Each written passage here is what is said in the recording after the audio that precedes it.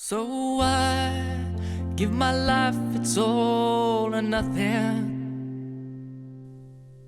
Yes, I lay it down for Zion's gate.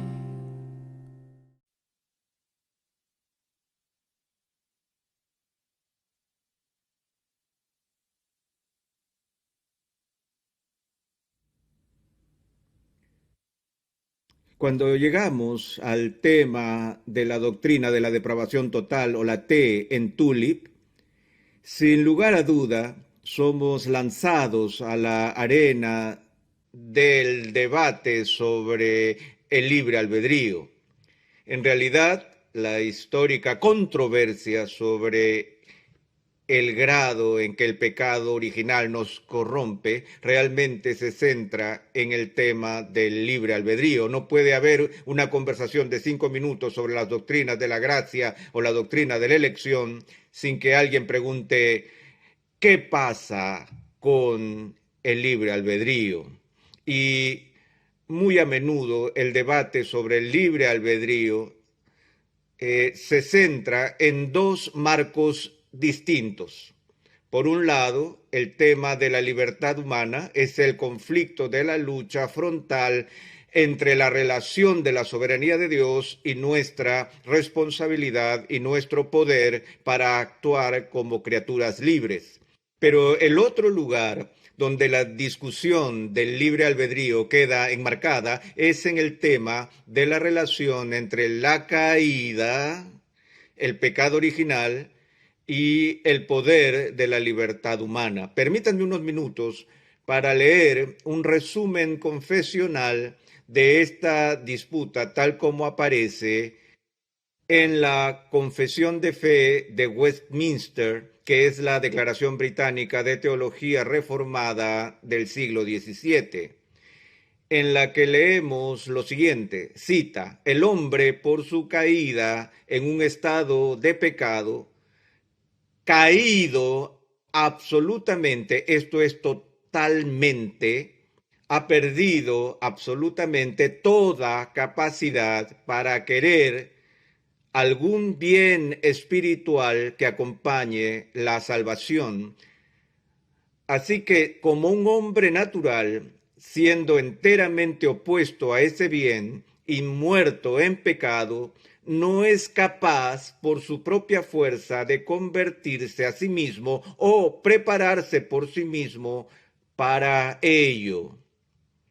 Ahora, lo que está diciendo esta confesión es apuntar al carácter radical de esta doctrina, que afirma que la libertad del hombre en un área determinada se ha perdido por completo o totalmente por la caída, No es que el hombre ha perdido por completo su poder de elegir o de tomar decisiones, pero su poder moral para hacer ciertas cosas se ha perdido por completo. Y esa cierta cosa que se resalta aquí es que el hombre ha perdido la capacidad de convertirse a sí mismo o de desear por sí mismo algún bien espiritual. Ahora aquí está el punto crucial en el tema de la doctrina de la depravación total. Se traduce en la doctrina de lo que se llama incapacidad moral. Quiero tomar unos minutos para explicar este concepto y de nuevo podemos regresar al punto de vista de Agustín de la corrupción heredada.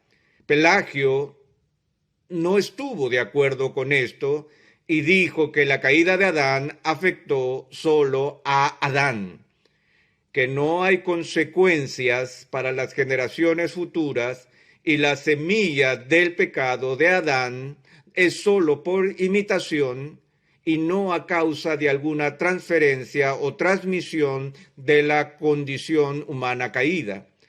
Ahora, después de que Pelagio fue condenado por la Iglesia, surgió una posición moderada que se llamó semipelagianismo, semipelagianismo que enseñaba que sí hubo una caída, que el hombre, toda la raza humana, la humanidad había sido afectada por el pecado de Adán y que todos nacemos con una naturaleza corrupta, pero esa naturaleza corrupta deja lo que voy a llamar una especie de isla de justicia por la cual aún queda un vestigio restante de la justicia original, que a pesar de que esta persona necesita ayuda de la gracia divina para ser salvo y poder ser hecho santo, pero aún sigue habiendo un poder dentro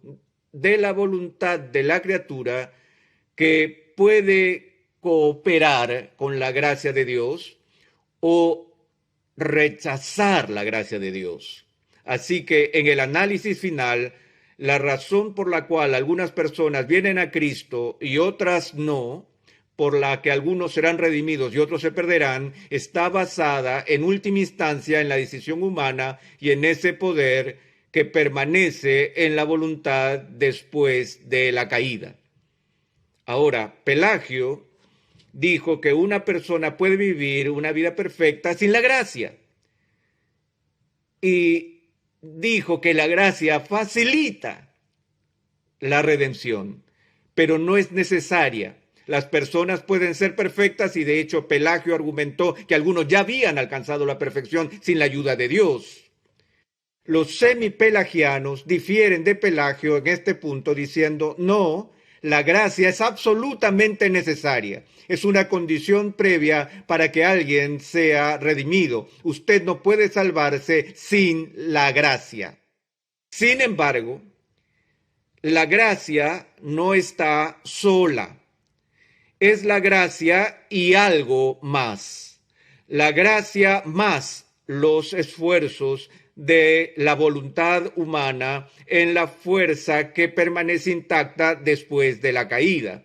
Agustín fue uno de los principales artífices de la idea que se recuperó en el siglo XVI en la Reforma, en una de las solas de ese momento, la famosa idea de sola gratia, solo por gracia. Agustín decía que la caída es tan profunda y que el poder del pecado es tan fuerte en el corazón humano que solo Dios, por su gracia y solo por su gracia, puede cambiar la disposición del alma humana para llevar a esa persona a la fe. Así que el tema aquí es si el hombre caído tiene la capacidad intacta, el poder moral intacto para inclinarse a sí mismo o abrazar en su propia fuerza las ofertas de ayuda y asistencia que nos llegan de Dios. O es necesario que Dios haga el trabajo inicial de la recreación en el alma antes que la persona caída tenga el poder moral de decir sí al Evangelio. Así que de lo que estamos hablando acá es lo que se llama la iniciativa divina. Agustín diría esto, que antes de que una persona venga a Cristo, Dios obra de manera unilateral, monergista, independiente y soberana, cambiando el alma del pecador, rescatando al pecador de la prisión de la esclavitud moral, por la cual, por naturaleza, él está muerto en sus delitos y pecados, y en ese estado de muerte espiritual es moralmente incapaz de levantarse a sí mismo, por lo que Dios tiene que venir y respirar nueva vida espiritual y poder en el alma de esa persona, y usando el lenguaje de Pablo para sacarlo de un estado de muerte espiritual y producir fe en el corazón de la persona antes que esa persona tenga el poder de venir a Cristo. Ahora bien, esas personas vienen a Cristo y eligen a Cristo, vienen voluntariamente y con alegría y todo lo demás, pero no antes o hasta que Dios haga su obra por gracia soberana en llevar a esa persona de la muerte espiritual a la vida espiritual. A eso lo llamamos renacer monergista o regeneración monergista, que significa que es obra de Dios únicamente y nada hay que pueda hacer para ganarlo, para merecerlo, para lograrlo o para provocarlo. Tengo que dejar este caso, en última instancia, en la gracia de Dios y en la gracia de Dios solamente.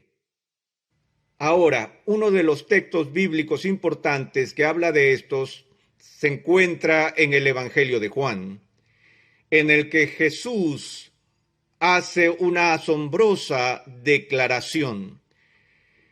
Él dice en el verso 63, el Espíritu es el que da la vida, la carne nada aprovecha.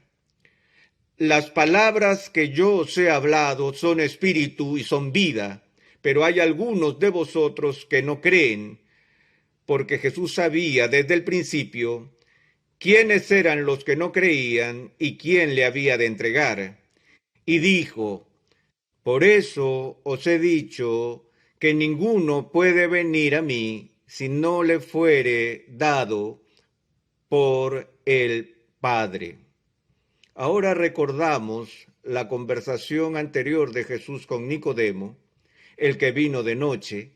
Jesús habló de la necesidad que tiene una persona de nacer de nuevo. Antes que pudiera siquiera ver el reino de Dios, sin mencionar entrar en el reino de Dios, y en esa discusión con Nicodemo, Jesús le dijo, lo que es nacido de la carne, carne es, y lo que es nacido del Espíritu, Espíritu es. Y así como Jesús hace este fuerte contraste entre la carne y el espíritu, asimismo el apóstol Pablo hace lo mismo cuando habla de la metáfora de la batalla que se lleva a cabo entre la carne y el espíritu en la persona que ha sido convertida. Incluso cuando uno ha nacido del espíritu, la carne no está completamente aniquilada y esta lucha está en curso, pero hasta que el Espíritu Santo cambie tu vida, todo lo que eres es carne. Esto es lo que Jesús le dice a Nicodemo. En el nacimiento natural, en el estado natural, uno nace en el estado sarx, el concepto bíblico de la carne. En esta condición caída, donde los deseos de tu corazón solo son malos continuamente y de los cuales el apóstol Pablo dice que uno camina según la corriente de este mundo, conforme al príncipe de la potestad del aire, y que estamos muertos en nuestro pecado.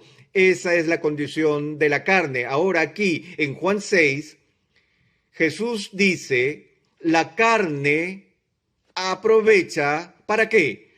Para nada. En su discusión con Erasmo de Rotterdam, Lutero, quizás en su obra más famosa, La esclavitud de la voluntad, elaboró su exposición de este texto bíblico y se mantuvo opuesto a Erasmo por hacer que la carne hiciera algo en el proceso de salvación. No solo eso es importante, sino que es fundamental y no solo se beneficia de algo, sino que se beneficia de todo, ya que si en el análisis final nos basamos en este poder moral innato dentro de nosotros que no es tocado o encarcelado por la caída y que el poder de la carne aquí es inclinarnos al bien espiritual y uno ejerce la inclinación adecuada, lo que nos daría es la vida eterna. Y Lutero nunca se cansó de discutir con Erasmo diciendo que nada no es un poco de algo. y dijo que Jesús fue serio cuando dijo la carne para nada, nada aprovecha. Luego él va a hacer esta declaración: ninguno puede venir a mí si no le fuere dado del Padre. Ahora, este texto es muy importante ya que inicia con la declaración ninguno. Y si ustedes son estudiantes de la gramática, de la lógica, reconocerán esa declaración o ese concepto ninguno es lo que se llama una proposición negativa universal.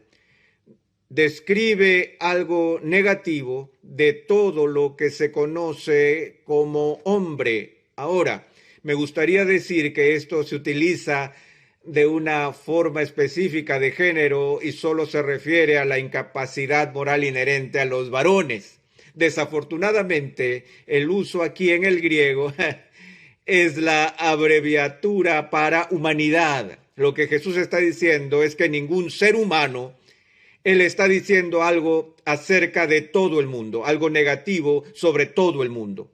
Ahora, la próxima palabra es crucial: ninguno puede. No, ninguno debiera. Sabemos la diferencia entre puede y debiera. Hemos hablado de eso muchas veces. Recuerdo que cuando estaba en el colegio le pregunté a la profesora: ¿puedo ir a afilar mi lápiz? Y ella dijo: yo estoy segura de que puede, pero usted quiere decir si debes ir a afilar el lápiz. Y descubrí lo que esa maestra quería decir. De hecho, ella tenía ubicuidad y todo el mundo que he conocido ha tenido el mismo tipo de maestro en algún momento de sus vidas, ¿no es así? Es ese maestro que dice: estoy seguro que usted puede. La pregunta es debe. No estamos hablando aquí de permiso, pero la palabra puede describe capacidad o poder, potestad. Y lo que Jesús está diciendo aquí es que ningún ser humano tiene el poder o la capacidad de hacer algo.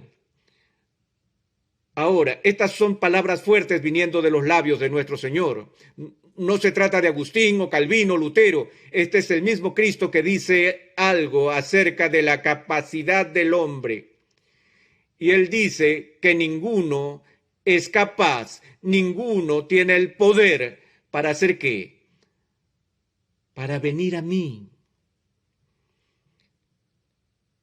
Así que hay una falta de capacidad inherente de algún tipo en los seres humanos para venir a Jesús de algún modo. Ahora, obviamente, cuando él dice ven a mí, no está hablando de algo espacial o geográfico. Obviamente ninguno de nosotros tiene la capacidad de ir a él en su presencia terrenal en Palestina, porque él ya no está allí. Y él no estaba diciendo que ningún hombre podía venir y averiguar dónde él vivía. El venir a mí es la forma en la que él llama a la gente a que se acerquen en fe para su salvación. No creo que haya algún erudito bíblico que ponga en duda que eso es lo que Jesús está diciendo aquí con respecto a venir a él. Nadie puede venir a él a menos que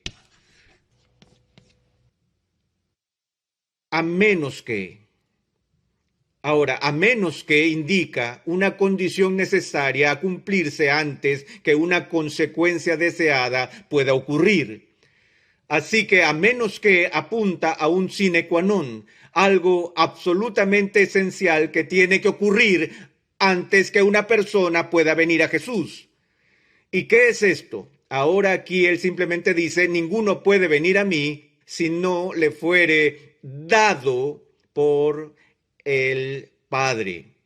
Más atrás en el texto dice: ninguno puede venir a mí si el Padre que me envió no le trae o lo atrae, aunque la palabra que se usa allí es la palabra que la mayoría de los diccionarios traducen como la palabra obligar. No es simplemente un incentivo externo como tratar de atraer a la gente a ir a él. La idea aquí es que Dios tiene que hacer algo en este punto.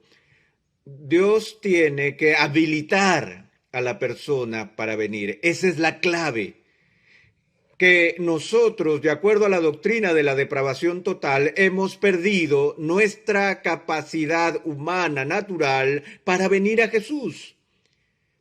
Todavía hacemos elecciones, pero tomamos nuestras decisiones según nuestros deseos. Esa es la esencia de la libertad, el poder elegir según nuestros propios deseos o inclinación. Pero es un arma de doble filo.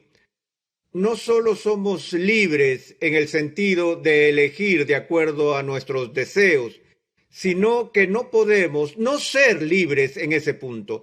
No solo podemos elegir lo que queremos, sino que la única clase de elección que es una elección real es la elección que se hace según lo que uno desea. Y así todos aún somos personas libres en el sentido de que podemos hacer lo que queramos. Pero esa no es la libertad real a la que el Nuevo Testamento se refiere. No trata el problema de la servidumbre moral, ni lo que el pecado original enseña en la doctrina de incapacidad moral bajo el tema de la depravación total. Esto significa que somos esclavos de nuestros propios deseos. Y por naturaleza no tenemos deseo por Cristo o por las cosas de Dios. Así que libremente lo rechazamos en la medida en que elegimos lo que queremos y lo que no queremos es a Él, a menos que Dios cambie el deseo del corazón. Ven, por eso es que no se llama incapacidad natural, se llama incapacidad moral. No tenemos el poder o la capacidad de amar el bien. Para que eso suceda, tenemos que ser transformados. Dios tiene que intervenir y en su gracia Él nos tiene que rescatar de la muerte espiritual y la otra metáfora de la esclavitud espiritual. Él nos tiene que dar el don de la fe mediante la creación de una resurrección espiritual en el corazón y en el alma. Y ese es el primer punto del acróstico de la depravación total. Se refiere al grado de corrupción que es tan grave que no hay una isla libre de la esclavitud de la corrupción ubicada en las profundidades del alma humana. Pero hasta que nazcamos del Espíritu, somos carne. Y la única manera de que podemos llegar a la fe es si Dios, en su gracia y solo en su gracia, nos libra haciendo que nazcamos por segunda vez por el poder creador del Espíritu Santo.